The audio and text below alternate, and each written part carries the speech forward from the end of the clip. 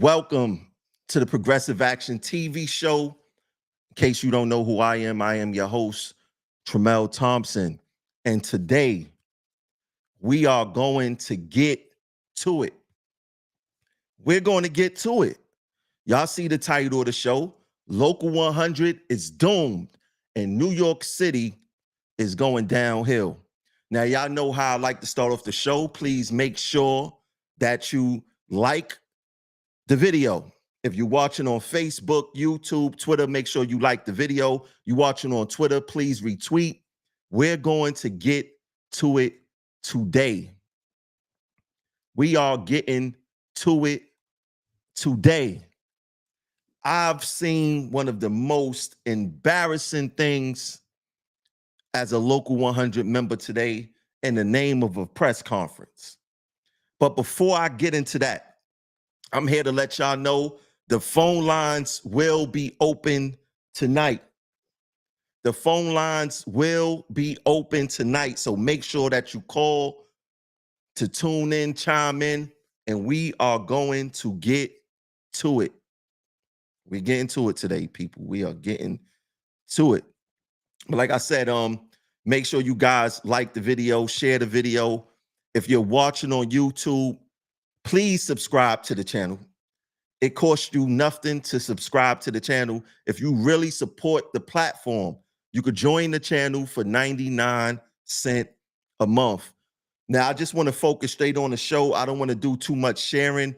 I need you guys, specifically on Facebook, please share out the live, put it in every group that you're in, put it on your personal page, because we are growing as a movement, as a progressive action movement. And like I said, the phone lines are open today, 563-999-3714. I want to hear from you guys, especially while I'm working through all of these videos, because I'm going to break down that press conference video. And just to give you guys an idea how trash it was, how embarrassing it was abominable. And I can't believe that they are representing us on that type of level when it comes to union activism. Now, the first thing that I want to get into today is I want to highlight the Teamsters. You know, I hear a lot about, yo, Tremel, we need a new union, the Teamsters this, the Teamsters that. And the Teamsters is a good union, right? And they know how to play the game. And I just want to give you guys a quick, brief example of how the Teamsters play the game versus TWU and TWU Local 100. So let's check it out. The Teamsters was smart enough to invite all the presidential candidates for a meeting and regarding what are they going to do for their members. As you could see, the Teamsters met with my guy, Robert F. Kennedy Jr., running as an independent. The Teamsters met with him. The Teamsters met with Trump. The Teamsters also met recently with Joe Biden. Now, my question is, why isn't TWU and Local 100 doing the same thing? See, the reason why they're not doing the same thing is because Local 100 is tied to that thing I was talking about on the last show called political tribalism. Political tribalism. They are tied down to political tribalism. The Teamsters is like, look, we're going to listen to all candidates and we're going to see who has the best plan for our members. And that's how it should be. It shouldn't be tied to the Democrats and we only going to listen to the Democrats, or if they Republican leaning, we only go listen to Republicans. No, we're going to listen to everybody. Everybody. But Local 100 nor TWU does that. And you want to know why we end up in the position that we end up in politically when it comes to our issues. It's because our union administration don't have a clear, concise plan on how to address politics. They have absolutely no idea on how to address the political situation. Our union is fully tied to the Democratic plantation. They fully tied to it. Instead of listening to all the candidates, they only want to listen to Democrats. And then what if the Democrats don't have the best plan? Then we're stuck with whatever they're giving us. And now we fully understand why we have been getting nothing but crumbs when it comes to TWU and TWU Local 100. In fact, I want to point out this video that I found on the internet just recently of another union addressing Tier 6. Let's check it out.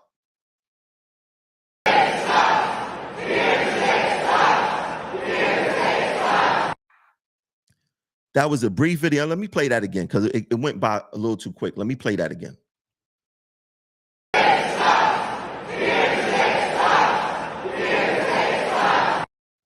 You had a union in Albany organized and mobilized their members to say Tier 6 sucks. That's what they're doing. Other unions are organizing and mobilizing their members while our union is not doing nothing. Let me show you what they're doing instead. Check this out.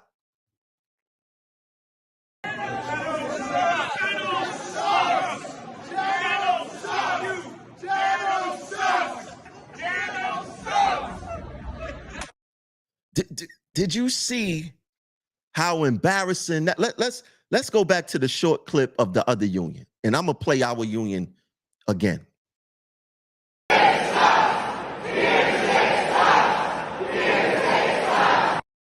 Now check out our union again.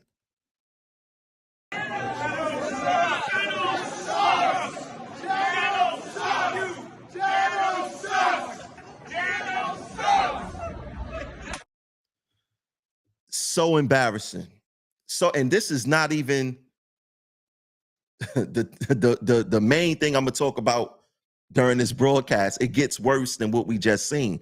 But do you see how embarrassing that display of activism was? See, the union administration, TWU, and the International Union Administration have this mindset that the officers can handle everything. They do not want to get the members involved and utilize the members in no way, shape, form, or fashion because these officers are coming with the mentality that they know everything.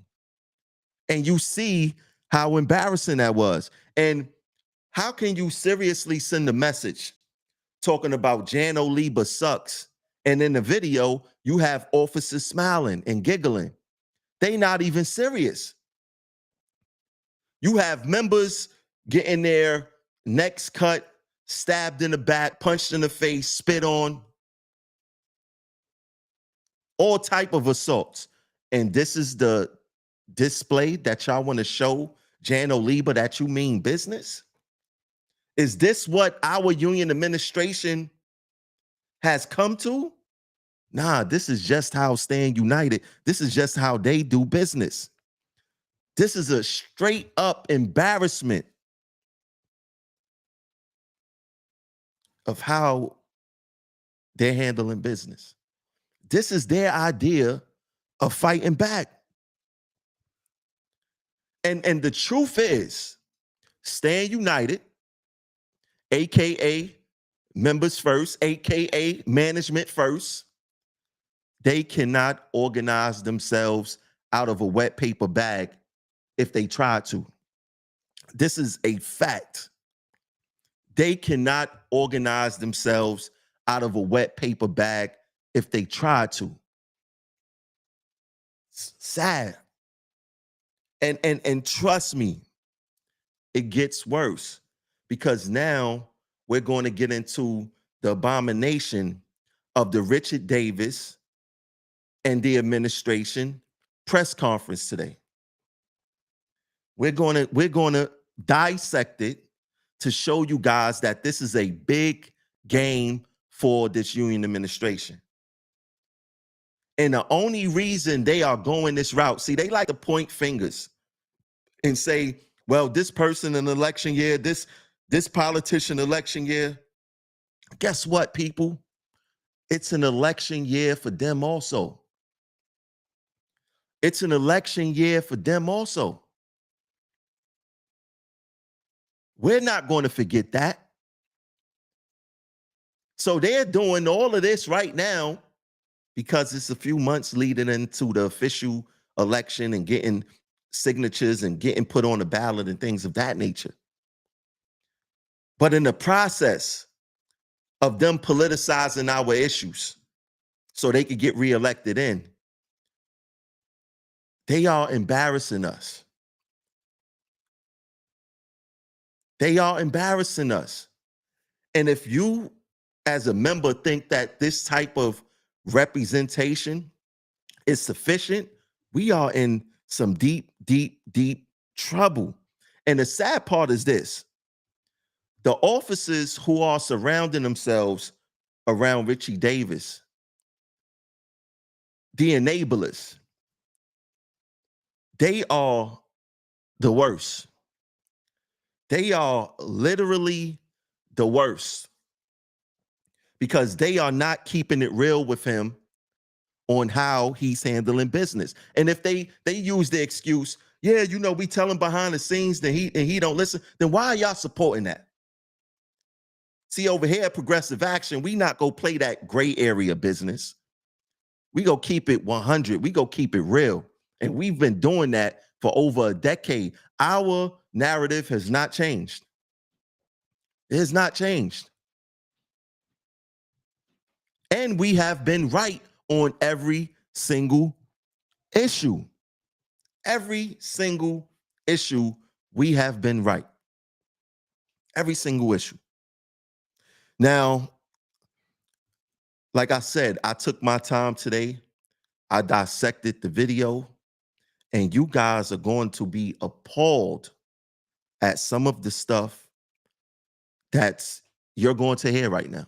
You're going to be appalled at some of the stuff from Richie Davis' press conference today. You're going to be very appalled. So let's get into the first clip. This first clip, I am going to call it No Plan, and you're going to see why. So check it out. With a multifaceted, comprehensive plan to address the assaults, to address the needs of the right in public, because we're here, we want to advocate for the right in public. We're the one. Listen to what he said. He said he want the MTA to come up with a multifaceted, comprehensive plan to address the assaults. So you're expecting Jan Oliba, a person that you called the clown, and we're going to touch on that later on in the show, to come up with a plan.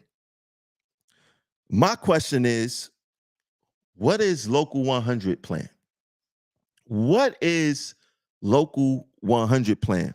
But let's listen to what MAP Stower Vice President Donald Yates had to say.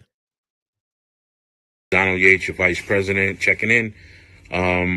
Just want to give you a little bit of an update. We just did a press conference with several news agencies here at the Union Hall, and we basically gave out our plan and our instruction on what we need to be safe. And the reporters asked several questions. One in particularly, it seems like they was trying to change the narrative on what we were actually speaking of on keeping us safe. They kept segueing back to the police and us saying that we need more protection from the police, when in fact what we was trying to allude to, which this reporter didn't seem to get it until he was mushed in the face with the information, was that the MTA, New York City Transit, is responsible for our safety under workplace violence and protection law. So we will continue these updates as they happen to let you know we are on the ground trying to make sure that we do everything possible, including getting Patrick Warren to the table, who is a head of safety under Jan Oliba. And we are trying our damnedest to make sure that we keep our members. So Yates said we basically gave out our plan and our instruction on what we need to be safe. He said we gave out a plan. See, this is the problem. Somebody need to tell Donald Yates he got to stay off the internet. He got to stay off the internet. At this point, right now, he's clout chasing. He has to stay off the internet because he's doing Richard Davis, nor Local 100, no favors. He's giving out conflicting information. And it makes no sense. Like, he was there at the press conference, right? Yates clearly said we basically gave out our plan and our instruction on what we need to be safe. But Richard Davis said this. With a multifaceted, comprehensive plan to address the assaults, to address the needs of the right in public, because we're here, we want to advocate for the right in public. We're the one. We just heard Richard Davis say, we want them, meaning the MTA, to come up with a multifaceted and comprehensive plan. But Donald Yates said that we gave them our plan. He did not give them no plan.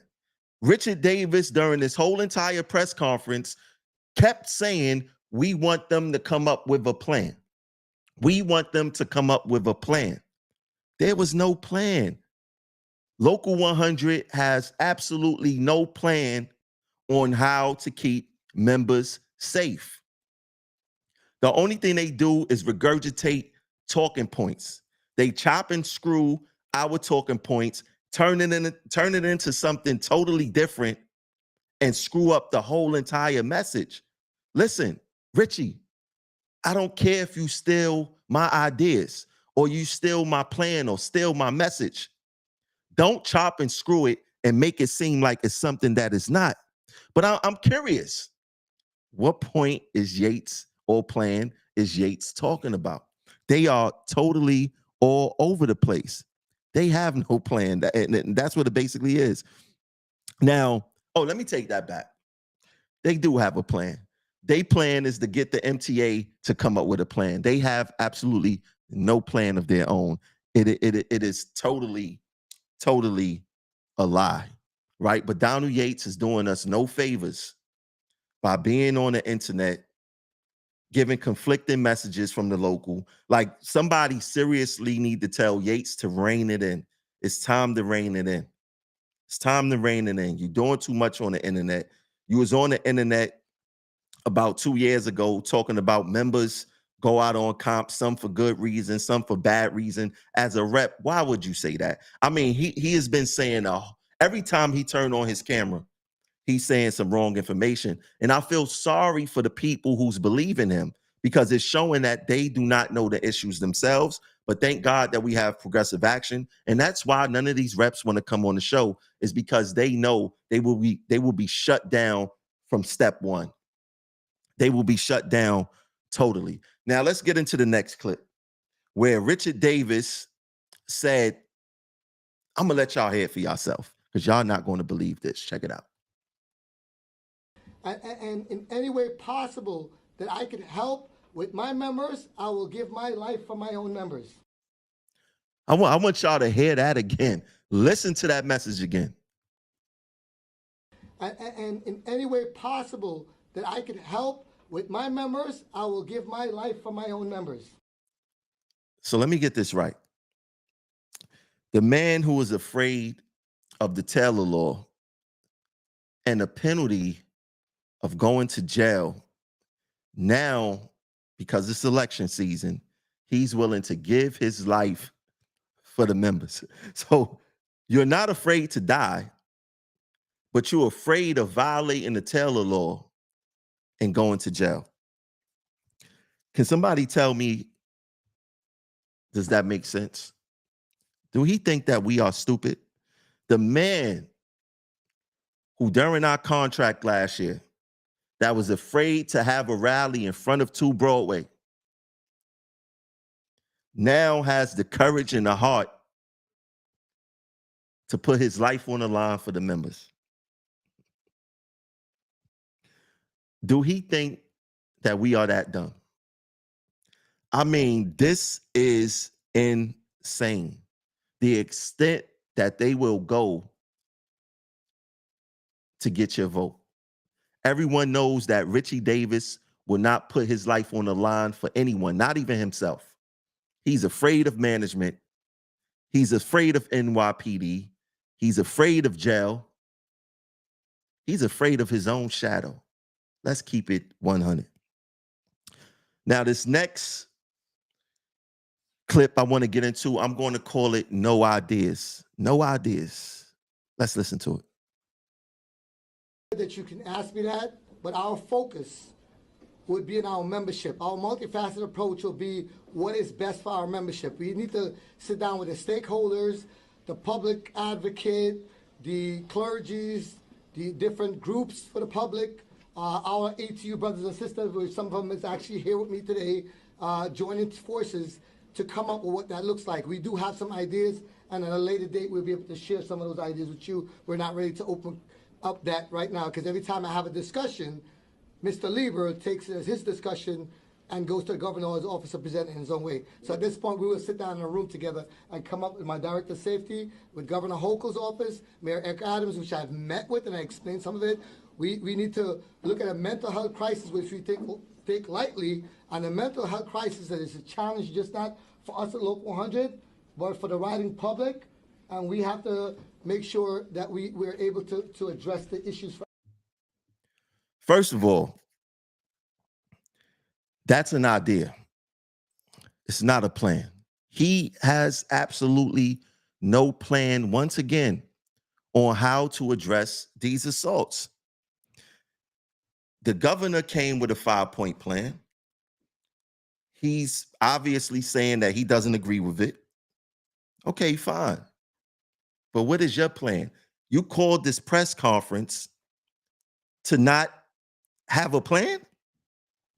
To show, to compare, contrast what the MTA, the governor has in store versus what we have in store?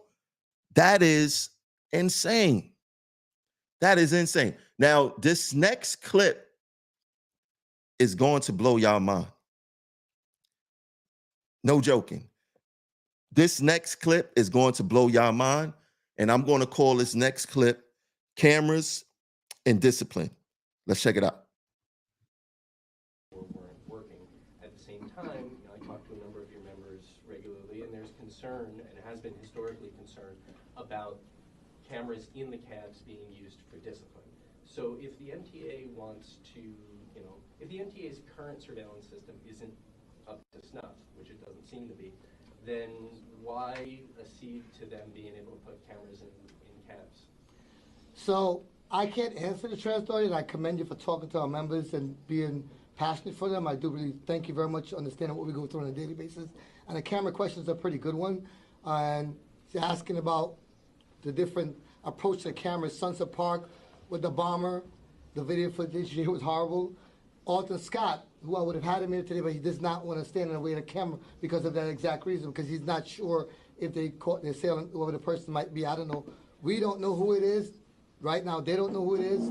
I'm not sure what NYPD has on their behalf, so I can speak for them as far as that's concerned. But we do know they have an issue putting those cameras across the system, right? We have Shirley Martin, who's our CD vice president. I spoke to her department because they're in charge of installing a camera. I don't personally think they're ready to put cameras in every cab, because you don't have the technology, the wiring. You can't retrofit those old cabs. You only can buy the trains with the new cameras, the R211 trains, which is Canelo Gomez from RTO. That's his department of operators trains, and from my understanding, R211 is a train that has the cameras, and they're focused more on discipline than they are the safety of our members. So naturally we want safety. If cameras is going to be what it is, but they have to show that multifaceted plan of how they intend to install the cameras. It says they're going to install cameras. Governor Hochul charged Yana Lieber. They haven't put out a plan as what and how they're going to install those cameras. And we have every single person behind me has a special role with me that advised me, and Shirley Martin, her department, CD, which is that department, they're not ready to install those cameras in the old cabs right now. So with the approach of the cameras, it's interesting. They say that. We would like to see what that looks like. We embrace whatever safety aspect you bring to us. We embrace it. I personally sit in an infrastructure committee with John Chiarello and at the time John Samuelson, international president, who knows about the safety. And we come up with different ideas in those safety programs, and we have to get approved by the federal government. I also created 2 new systems, one for subways and one for buses, in a safety aspect involving all the stakeholders, including the mayor's office. And for some apparent reasons, those meetings happen and then they stop happening, right? And that we have to get back to that. The Transit Authority has to hold some responsibility and accountability with the cameras and the safety meetings. Do y'all guys see that he has a problem answering the questions? If you actually watch the entire interview, you will see first of all, he's not answering their questions, right? And the reporter clearly asked him that he spoke to members of the trains and stuff like that, conductors and train operators, and we are concerned about discipline coming from these cameras. He did not answer that question because Richard Davis does not care about, first of all, he don't care about RTO. He don't care about subways, right? He barely care about buses. Let's be 100. The second part of this is he never answered the question because he's fallen into management's trap about the cameras. There's cameras on buses. It does not stop assaults. A bus operator not too long ago had a firearm pulled out on him, right? There's things that happen on buses, and buses have cameras. So why is he so much in a hurry to put cameras or co-sign cameras being in cabs? It makes absolutely no sense. Ask bus operators how often are those cameras used against them for discipline versus safety. Let's be 100. Let's keep it 100. And those cameras are going to be used. The MTA is going to say, all right, we seen Richard Davis press conference. He's for the cameras. So let's hurry up, get these cameras in. Let's disguise it as it being about safety and crime. But the truth is the MTA is going to use that to discipline people. For the people, the public who don't know how the MTA operate, it's called big stick management. They not into correcting your mistakes. The MTA look to discipline you first, right? Instead of trying to teach you better on what you could do. The first thing they do is look to take a piece of your check. That's what the MTA does. They look to take a piece of your check. And then they hope you figure it out from there. Like, oh, you know, I was suspended for 15, 20, 30 days. I'm not going to make that mistake again because that cost me thousands of dollars. The MTA is not about corrective behavior outside of them basically fining you for whatever mistake you do. In fact, the MTA don't even believe in mistakes at all. You could ask anyone who has been disciplined by the MTA. Now, let me see. Let me go to the next video. Let me make sure that this is it. Let me see. Weren't working. At the same time, I talk to a number of your members regularly, and there's concern, and has been historically concerned, about cameras in the. No, that's the camera one again. Let me get to the next one, and I'm gonna call this video right here. I'm gonna call this one Darcel Clark, and we're gonna explain this. Check it out. Happy with how prosecutors outside of Alvin Bragg's jurisdiction have handled transit crime? Well, I will tell you, Darcel Clark has done a great job communicating with us. Eric Gonzalez, as well, has done a great job with us, speaking and communicating with us about what they needed to do and explain to us the process so we can help them when something happens. That is called communication and understanding to the problems of the transit workers. They come to our events, and we have a symposium that we do once a year that I just created last year. Eric sat on that board and explained the process for us to understand. Alvin Bragg has taken a position more like the MTA than for the New York City public and MTA workers and our members as well. And I mean across the board. I'm joined by my brothers from ATU, President Azadi, and I want to make sure They know we're all together and this is a fight for all transit workers, ATU, TWU. We're all in the same fight. For the city of New York, we're here standing. My entire life is in this lovely city. I would like to stay here all my life. This is where I would like to remain for my life. And there's no other place like this. Just transit system, that infrastructure, the congestion pricing money that they're supposed to receive, they haven't presented a plan of what they intend to do with that money yet. Because for some reason, when they get the money, they say they'll use it for one thing and then it shifts us to something else, and we don't have a voice in that, and we would like to have a voice in what that looks like. How fast Richard Davis forgot about what Darcel Clark did, right? Now, everybody talk about Alvin Bragg, right? And Alvin Bragg has become the punching bag of DAs in New York City. And if you listen to a lot of these people narratives, right, you will swear that Alvin Bragg is the DA for all 5 boroughs. He's only the DA for Manhattan. And is he 100% perfect? Absolutely not. But he's not the DA for the whole entire New York City. But let's touch on Darcel Clark, since he wanted to beat her drum.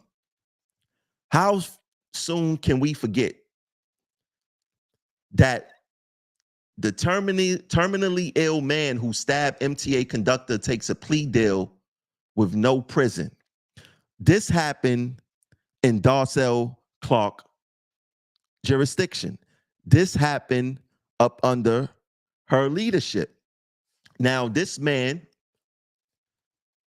was responsible for stabbing and almost killing. In fact, the NYPD charged this guy, William Rivera, I think his name is, or Walter Rivera or something like that, with attempted murder. 2 months later, because of Darcel Clark, the man was let through the back door after being charged with attempted murder, all because Darcel Clark said that he's terminally ill. Well, guess what, Darcel Clark? He knew he was terminally ill before he tried to take my brother Denard Jenkins' life, and you allowed him to slip out the back door.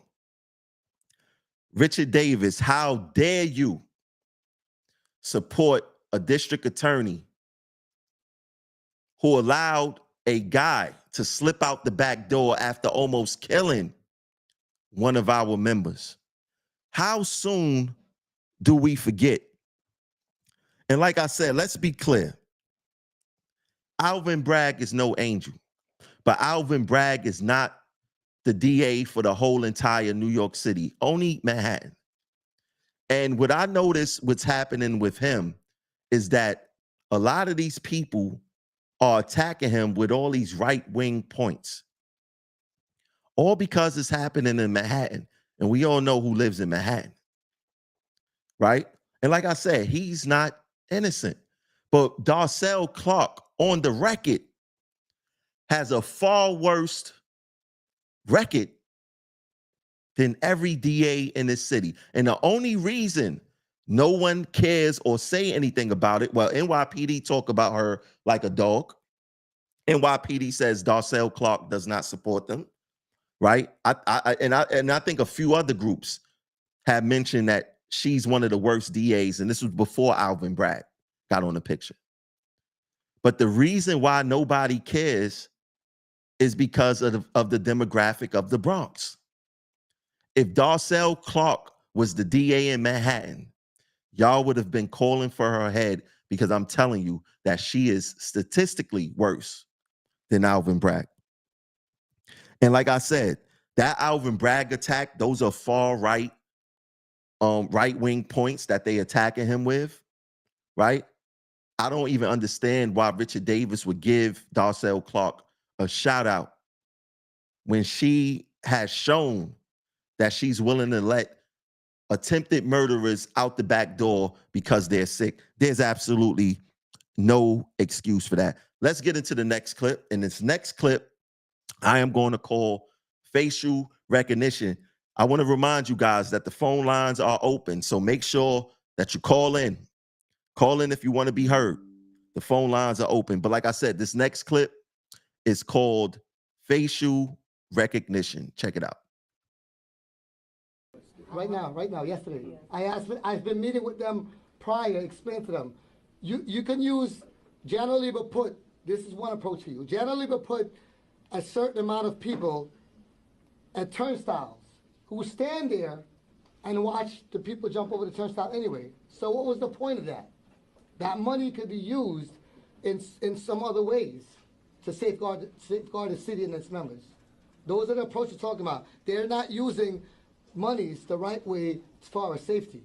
They're not looking at innovative ideas of what the public look like. They could use a face recognition scan at the turnstile, so when you have a conviction, there's a ban that's supposed to occur on that person going in the subway system. How do you enforce that? One of the ways is to put a face recognition or something of that nature to realize that person's subway system and track them where they're going. How open are you? Richard Davis has a fetish for regurgitating bad talking points. And it's quite clear that he doesn't understand what the New World Order consists of. He doesn't understand social credit scores. He doesn't understand how that type of technology will marginalize citizens and harm citizens. And how can I expect Richie Davis to understand any of that when he has demonstrated time and time again that he does not even understand transit issues? Let's be quite clear on that, right? Now, let's say for Richard Davis' argument's sake that let's use facial recognition cameras. What good is the facial recognition cameras if the police is not there to stop them from coming into the system? What sense does that make? I've been quite clear that the NYPD has a deployment issue. In fact, I should have pulled that clip up. Mayor Eric Adams today said that he doesn't like the way the police are deployed. So someone is listening to this message, right? If the police is not properly deployed, and the MTA already made it clear that that they can't NYPD can't be at every train station, right? And how does it work? You have the facial recognition cameras on the subway. Is the police going to get an instant alert? Like, what's going to happen? Right? If the police are not deployed properly, all the facial recognition in the world is not going to mean anything. It's not going to mean anything. So he's just, like I said, he has a fetish for regurgitating bad talking points of whoever's giving him these ideas. And he doesn't understand, like I said, the social credit score. He doesn't understand the New World Order. He doesn't understand how this can possibly harm citizens. He's just saying whatever comes out of his mouth. Let's get to the next clip. And this next clip is going to be called "They Not Even Hearing You, Richie." Let's check it out. If I could just, for a moment, you said you want a meeting and that the MTA hasn't been giving you meetings. And then you just said that you're regularly meeting with the president of City Transit and with the chairman of the Transit Authority to talk about safety issues. So what meetings aren't happening and what do you need to talk about? Let me be clear. I meet. Right. Mayor Adams, two days prior. We met with Jana Lieber, Rich Davey prior. We meet regularly. Right. That's our regular business operation. I said there's a specific committee I've created to address what she's asking about. Right. Besides safety, that committee addresses equipment failures so we don't have derailments. They address issues of comp cases without not be able to see our doctors, and they address harassment, spitting incidents. We have the same goal as the governor and MTA should have, is that our members come to work every day, work, and go home back safely to their members. We have the same goal. But I said the meetings on the lower level do not happen because it doesn't trickle down from the top. It doesn't get where we discuss, it goes to something else. We discussed all of these plans prior to to Governor Hochul make an announcement. We discussed with Jan Oliva. They changed to something else and made an announcement on the TV that I'm against NYPD. I don't know, even have an idea where that come from, but that was not a conversation. So everyone is not working. I say everyone. Jan Oliva is not working. To me, he's not working with integrity or concern of our members, our TW members on the right and public. He said a whole bunch there. If you decipher, if you're on the outside looking in, we all know what's going on. And it's a clear sign that the MTA does not respect Richard Davis. It's a clear sign. Now, think about this. Why would they respect the man who's being currently sued right now by his ex-bus operator girlfriend for physically assaulting her, for beating her up, basically, right? Why would they respect him? Now, it's quite clear the MTA read the lawsuits like every one of us. Why would they respect Richard Davis when they know that they helped him last year to table the investigation that was going on against him to make sure that they got what they needed from him, this contract? Richie can't fully fight them the way, well, he ain't go fight them anyway because he's in bed with them. That's pretty clear, right? Now, I'm going to ask Richie Davis this. With all of these allegations that you have going on against you, I'm not going to talk about them on this program. With the current lawsuit, the gender-motivated violence lawsuit that you're currently in court with, Richie, if you was on the other end of that line, in which you are in bed with management, but would you respect you, knowing what the people know about you? Would you respect you? That's something for you to think about. And then once you fully and honestly answer that question, you're going to get the result that the MTA is giving you right now. That's exactly what's happening. Let's get into the next clip. And we go, I hope this is the right clip, but we go call this Clowning Lieber. Let's get to it. If I could just sort of, if I could just follow, I mean, you put him in orange tuxedo in the newspaper this morning in an ad to make him look like a clown. You obviously don't care for him. How does that help? I didn't say I don't care for him. He's any other human being like any other person I know. I said what he's doing to our transit workers is very clownish. When you don't provide doctors or when you don't follow up. We went to court. There was not a member from the transit authority with us in court. Does he really care about us? Not really. I don't know. Maybe you could speak to him about that. But somebody inside the question. See, they've been watching Progressive Action and getting the wrong message. Why you, as the president of Local 100, instead of organizing and mobilizing the members, because that's where our true length lies, it don't lie in putting an ad in the newspaper of Jan Oliva being made to look like a clown. Let me see if I can pull that up. That's not what you do. And he's also attacking Alvin Bragg. And once again, Alvin Bragg can't hold a candle to Darcel Clark and the things that she get away with in the Bronx as the DA. She cannot hold a candle to Alvin Bragg. Don't believe the hype.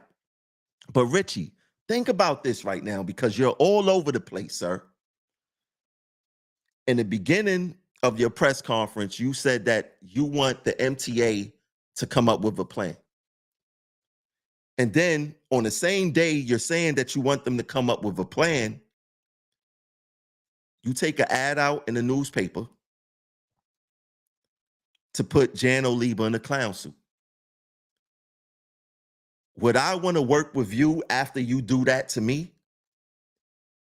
Instead of you wasting the union money on useless ads that people are going to forget about tomorrow, Why don't you take that money? Because it probably costs around $25,000 to $50,000 to take out that ad. Why didn't you take that money to organize and mobilize the members? To have a rally in front of you. If you don't like Jan Oliva, go in front of his house like I did. I organized the rally in front of his house for the same thing that y'all fighting for now. But being that it wasn't a political year then, and it is now, y'all want to act like that y'all want to fight and things of that nature. It's 100% BS what these guys are doing. Organize and mobilize the members. But we all know that you guys cannot organize yourselves out of a wet paper bag if your life depended on it. You cannot organize yourself out of a wet paper bag if your life depended on it. I'm telling you guys that this is a complete joke for them. A complete joke. Now, like I said, the phone lines are open. You could call in live, 563-999-3714. If you like what I'm not done yet. I am not done yet. We got a lot more to talk about. You could also hit the Cash App. Where's that? Where's that? Right there?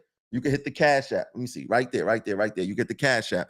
$ Progressive Action 100. We're going to continue to get into the nitty-gritty of this abomination of a press conference.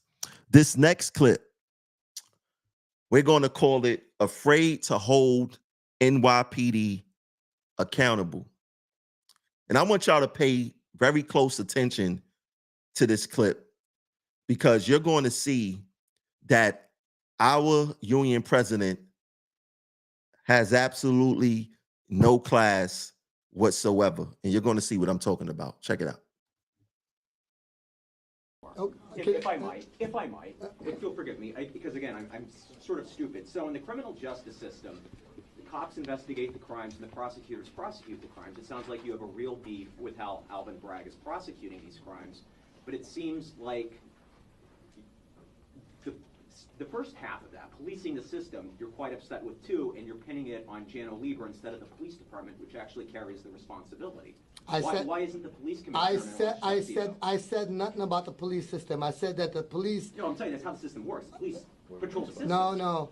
The MTA, if you don't know how the system works, and I think you're a very intelligent man, No, I'm you're very definitely stupid. not stupid. The questions you ask me is very precise, so I know you're very smarter than you look. Than you may look, but you look like a very smart man to me. Okay, so that's an ill-advised comment on your behalf. You know, it's fair So what I'm saying to you, Right. the MTA is an authority by themselves. Right. They determine an agenda sitting with both the stakeholders, the police commissioner, MTA police commissioner, to take care of safety. I've yet to see who the system safety personnel is that they put in charge, right? What's his name again there? Patrick Warren. Patrick Warren. I haven't seen Patrick Warren in the news coming to answer any of your questions about safety. So all I see is Jan Oliva.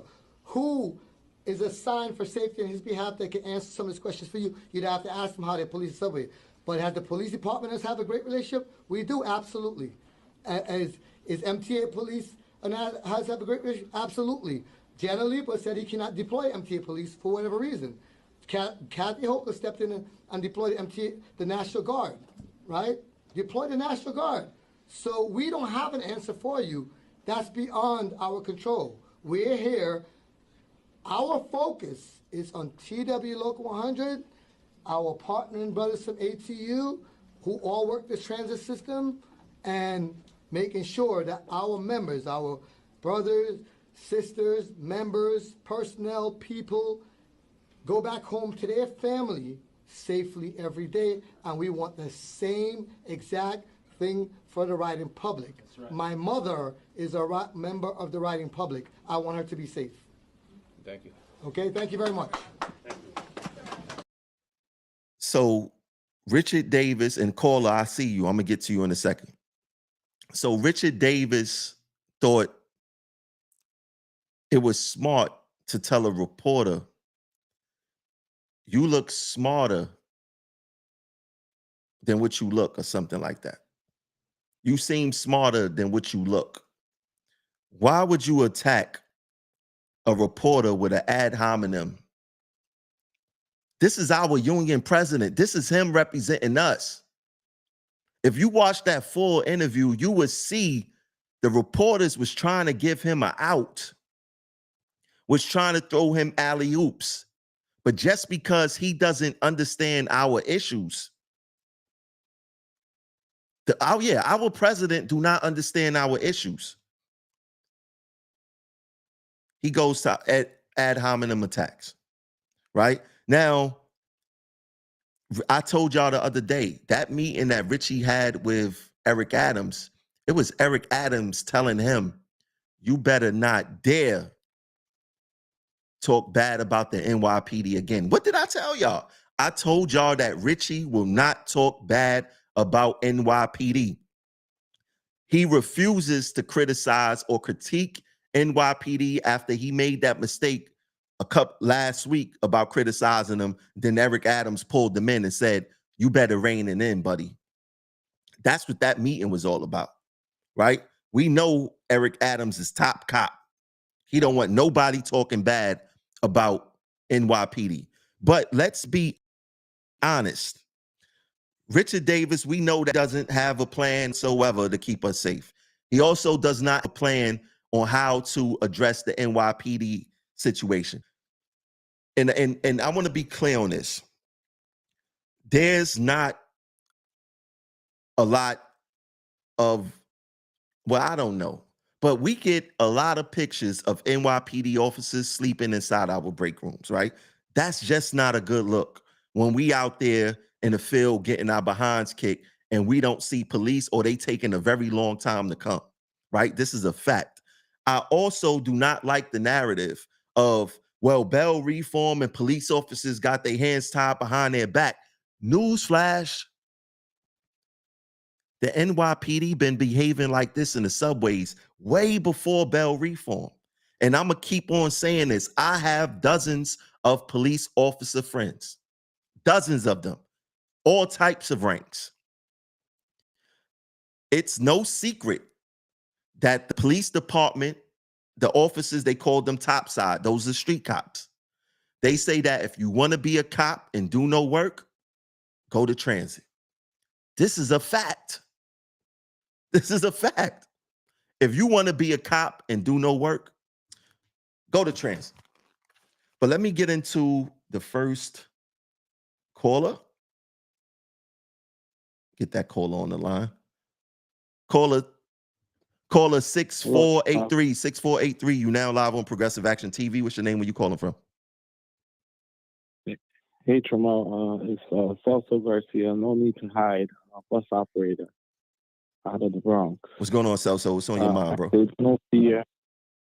We gotta have no fear. I was watching the Michael J. Quill and his press conference.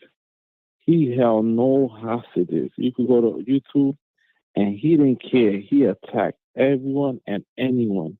As long as anyone that was against his workers, he made sure he attacked them.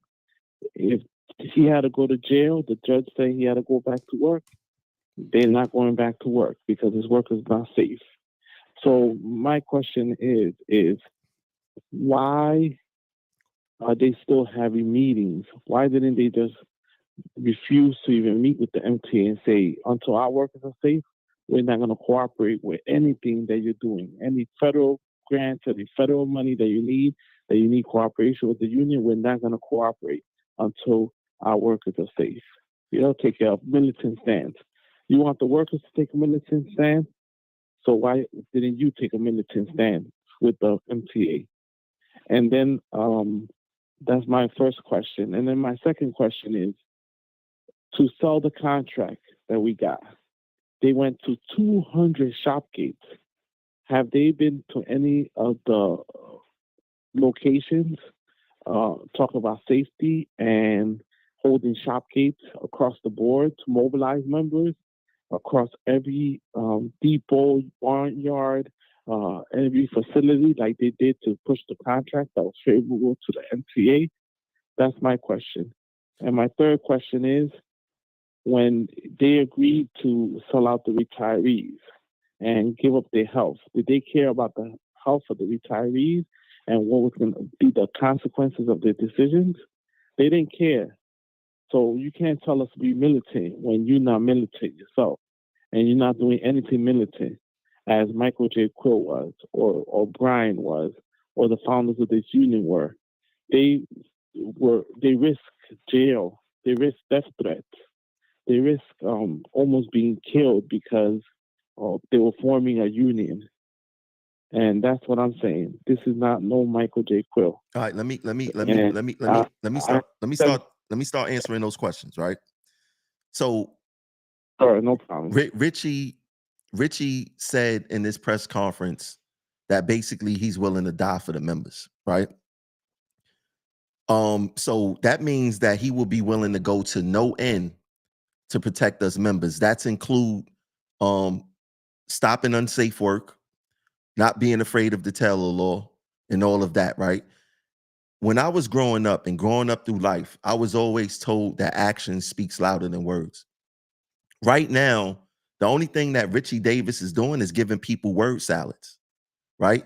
His actions do not support what he's saying, right? We've seen that. When they attempted to pull a work stoppage after our conductor brother got his neck slashed, they backed down from it. And then what did Richard Davies say in the newspaper? They ensured me that they wasn't going to do that again.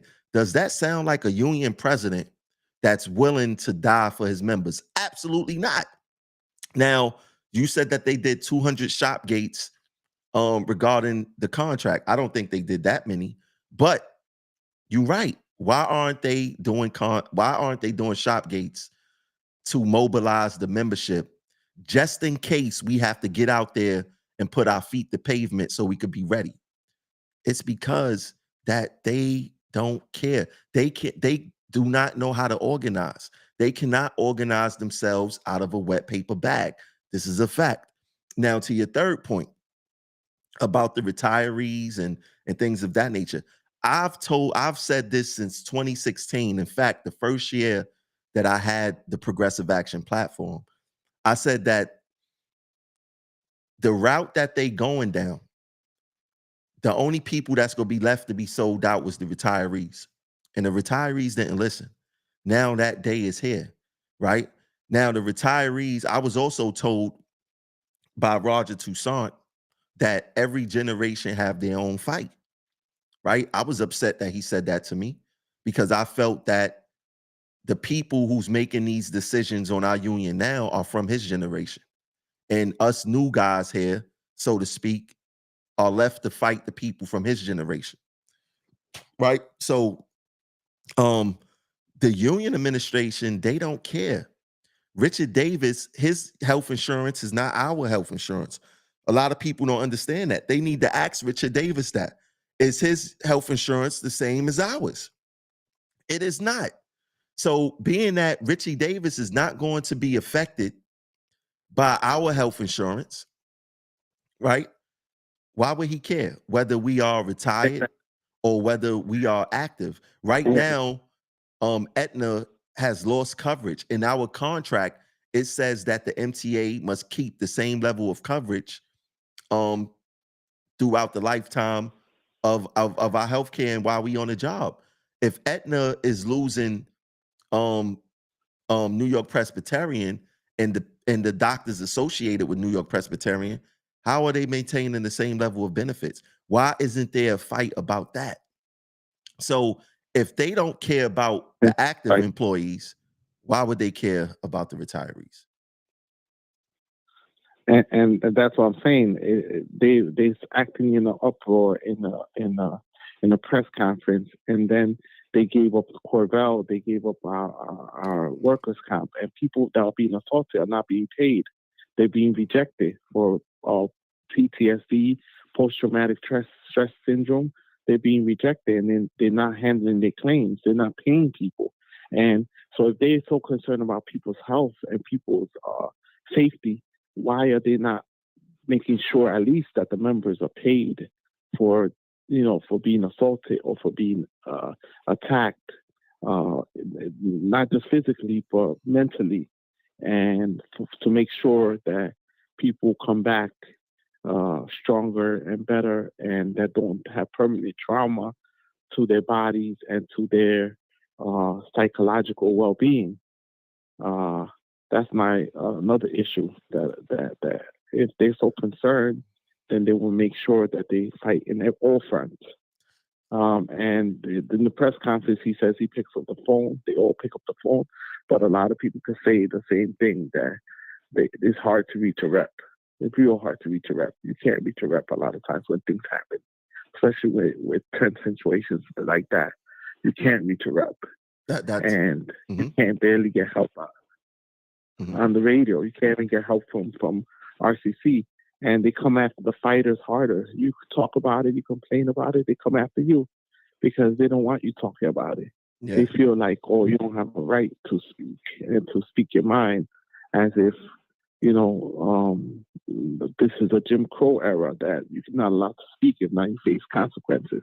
And thank you for speaking truth to power. And that's what I think progressive actions are important for, that speak truth to power. And a lot of people are scared to speak up.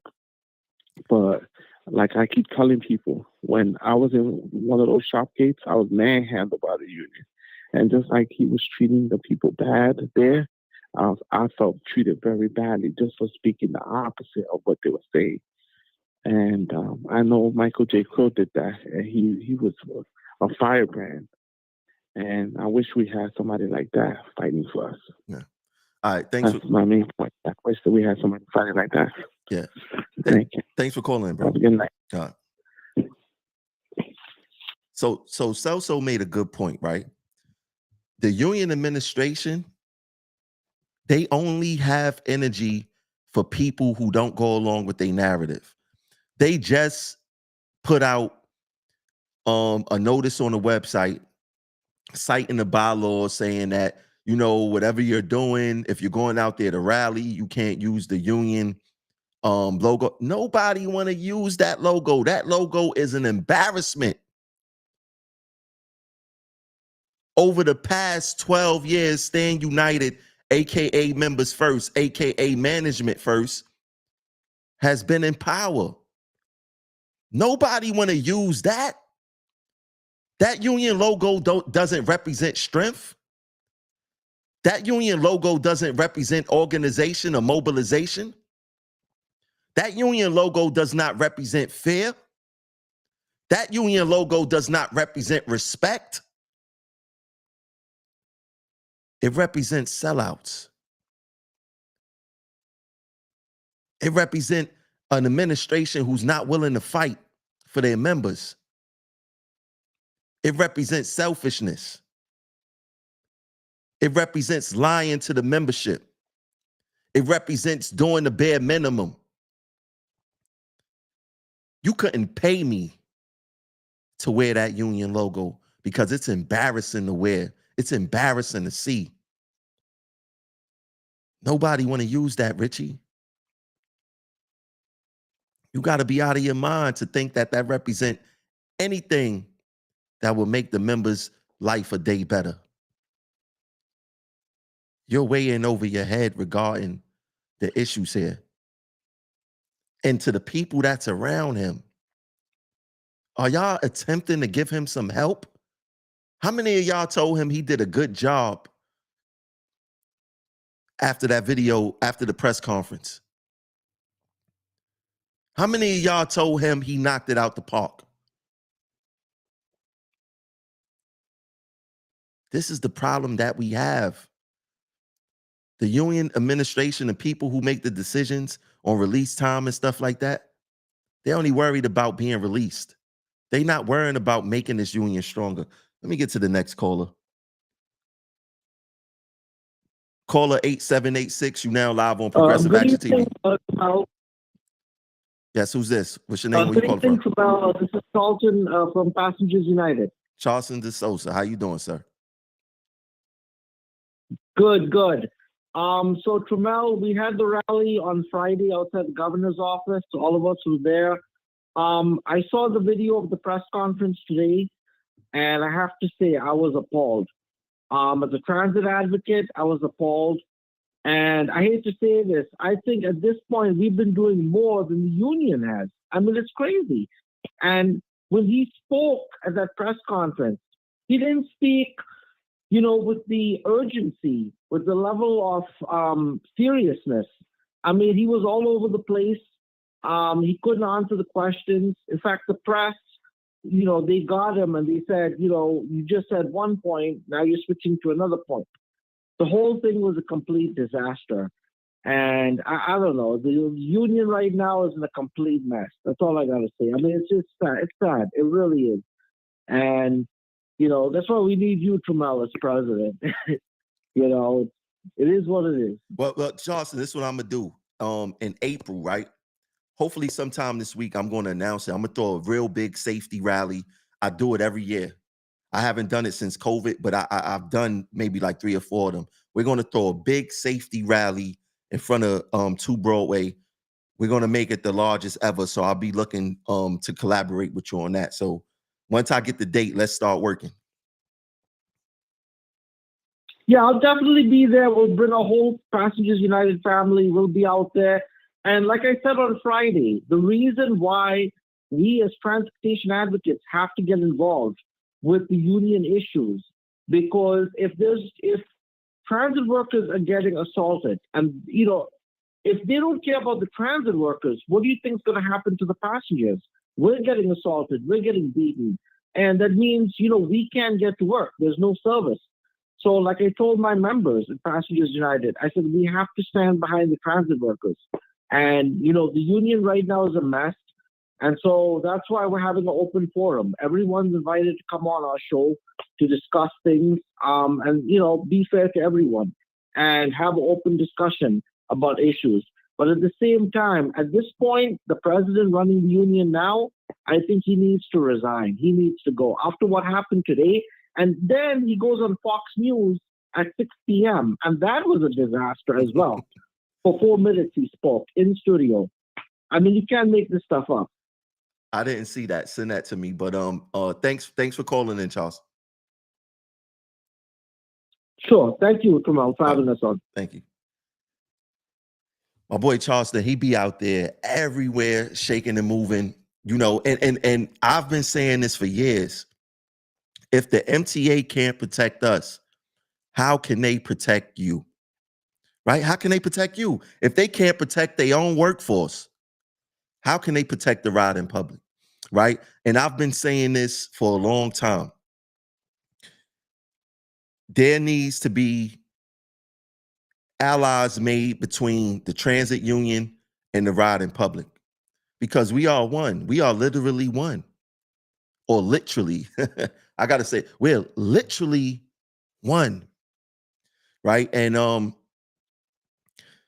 the union administration is not doing anything. They're not doing anything.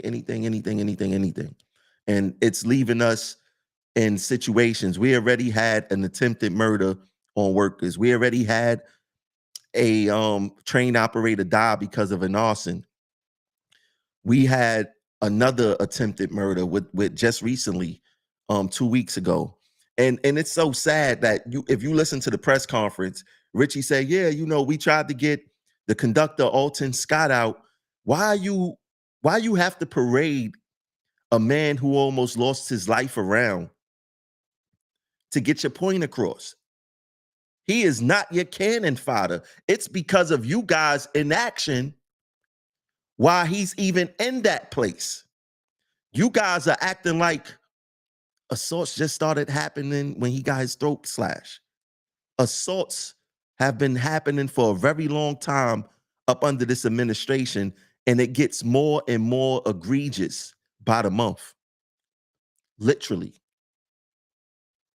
It gets more egregious by the month. But y'all start having these press conferences.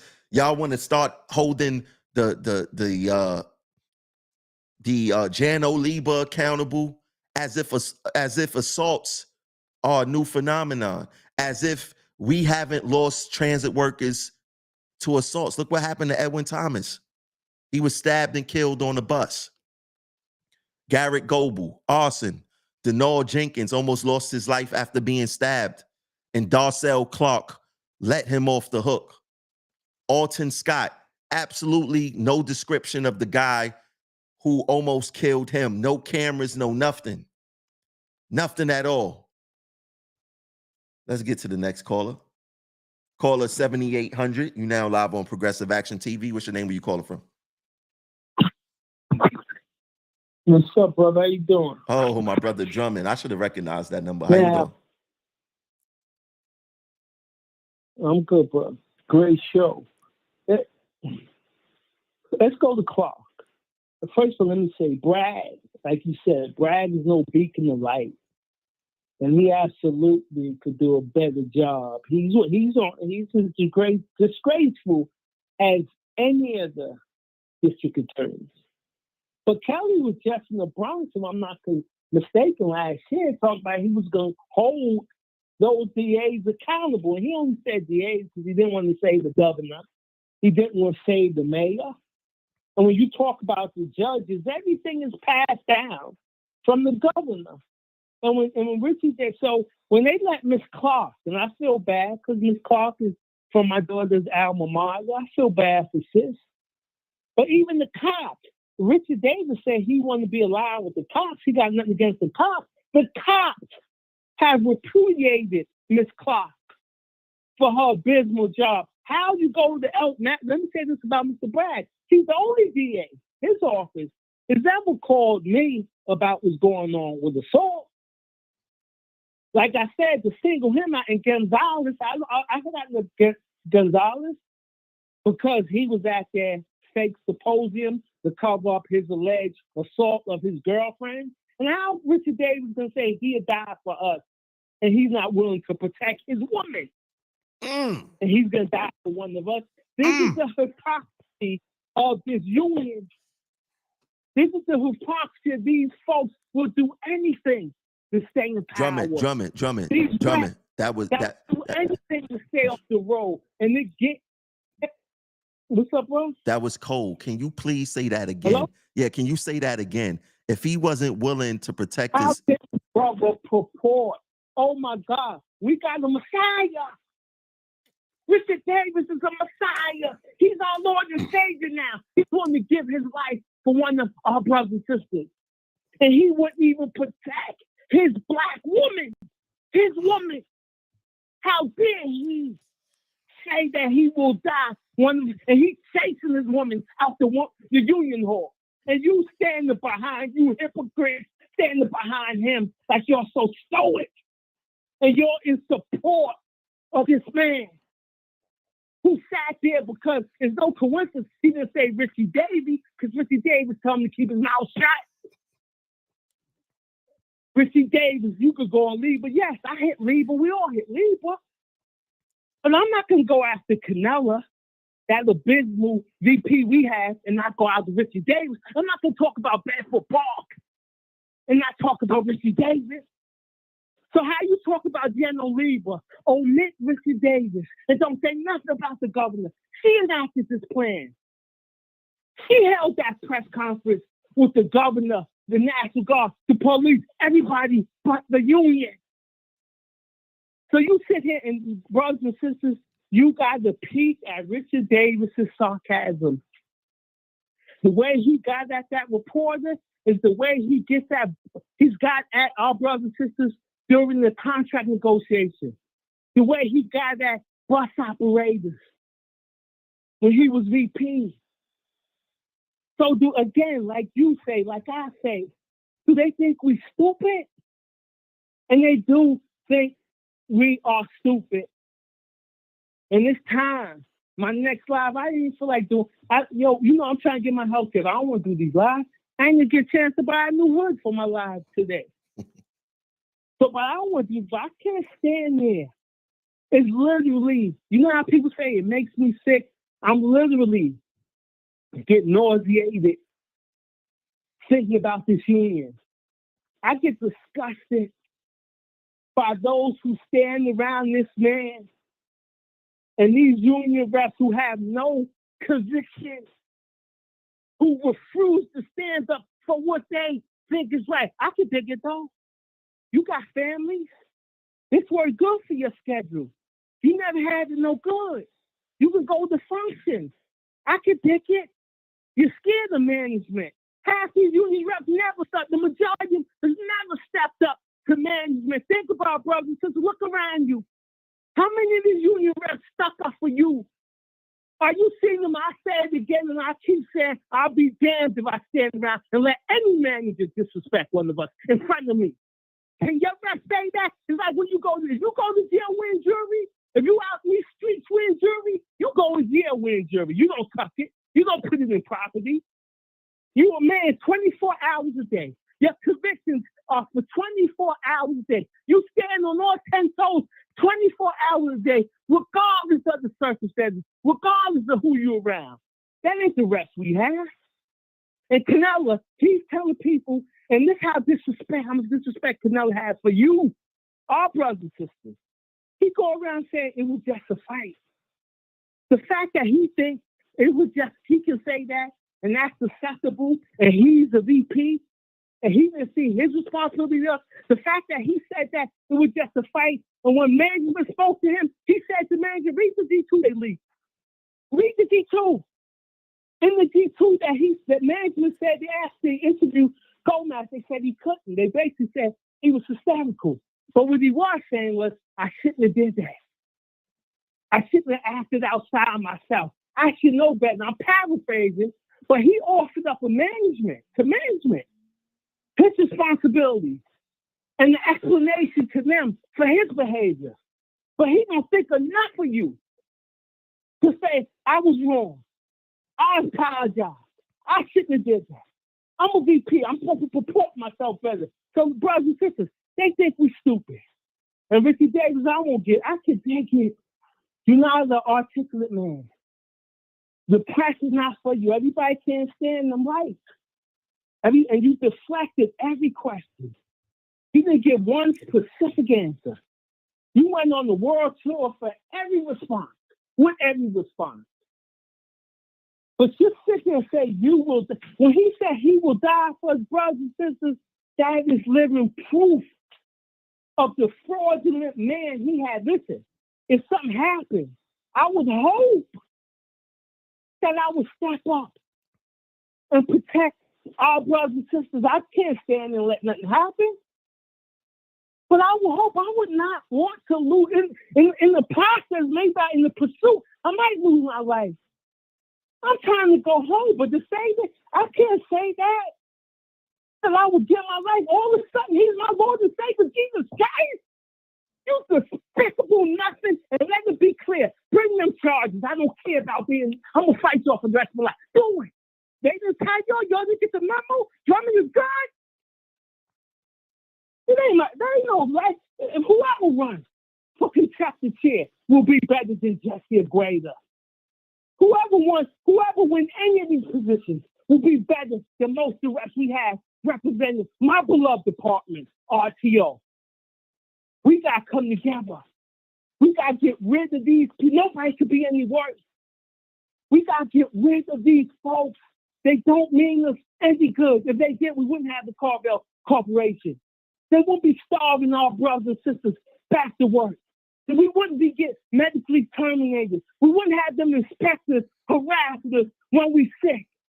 We wouldn't have that gain sharing agreement trying to get us back on our trains, on our buses, on our platforms, to our barns, to our towers.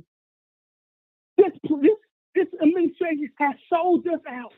In every turn, now I get the letter that, oh wow, I go to Columbia. It's a great hospital. You speak to doctors within the medical community, they will tell you. I said CVS acquired Aetna. They about their money. They're denying claims like it's going out of style. The Ricky Davis and the administration think about that. Are they in bed with Aetna? Aetna is starving us at every turn. Talk to your medical professionals. They'll tell you the problems they have with Aetna. And God help our retirees. We'll be one day. God bless them. But they're about to encounter some hell. Doctors, attorney doctors, they're not getting paid. That's a fact. This is our administration. Remember, before I go to now and get off this tirade, remember I'm just doing research. Remember doing the contract negotiations? We're going to fight the Taylor law. Remember that? We ain't heard the goddamn thing about the Taylor law. That's how stupid they think we are. This administration's gonna fight the Taylor law. Man, we don't need the Taylor law to raise a ruckus out here. All we need to do is come together. All we need to have is administration and the president who inspire us, who make us want to fight. We do not have that. Have a great show, brother. We'll talk later. Drummond came with the fire. The next caller, I'm going to get to you in a second.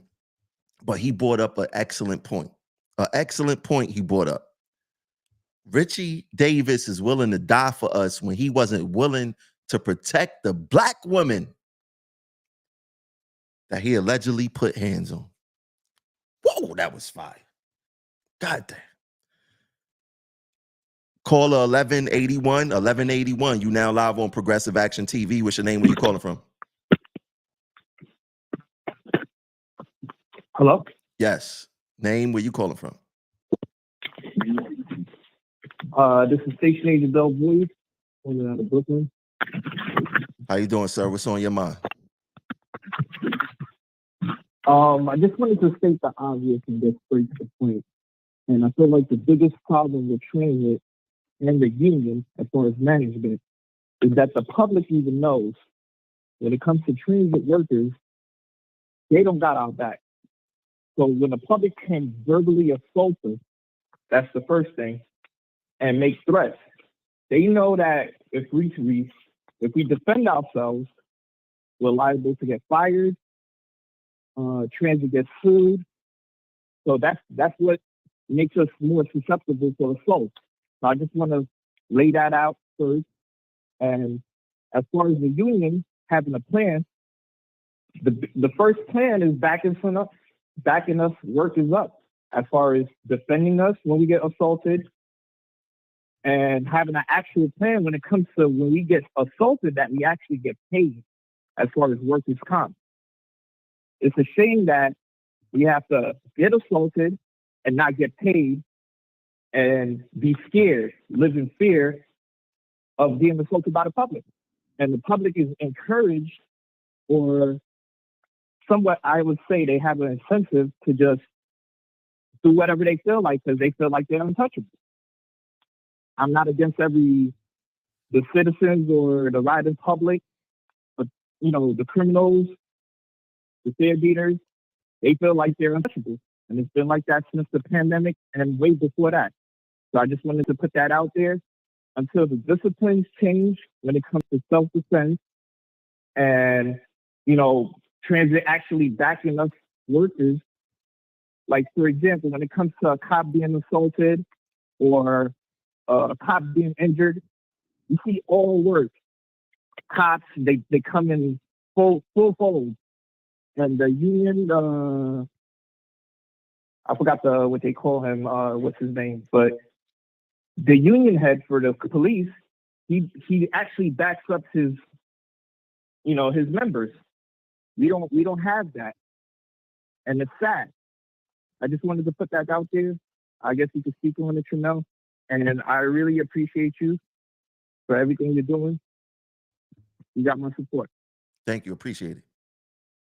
Thanks for calling in. Now that station agent brought up a good point, right? That I didn't cover.